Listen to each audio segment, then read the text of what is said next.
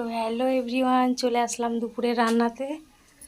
গরিবের রান্না, বুঝতে পারছো কী হয়। ডাল ভাতটা হয়ে গেছে, এখন ডাল হচ্ছে, আর একটা তরকারি হবে সয়াবিন আলু, ওটা একটু মাখা মাখা হবে।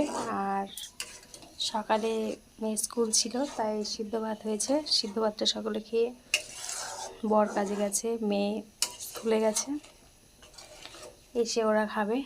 আর দেখো, কয়দিন মেঘলা লেগেছিল, এখন একটু মেঘলাটা কেটেছে। তো প্রচণ্ড গরম, তো হালকা একটু রোদ উঠেছে। তো চলো তোমাদের সঙ্গে বাইরের পরিবেশটা একটু দেখাই।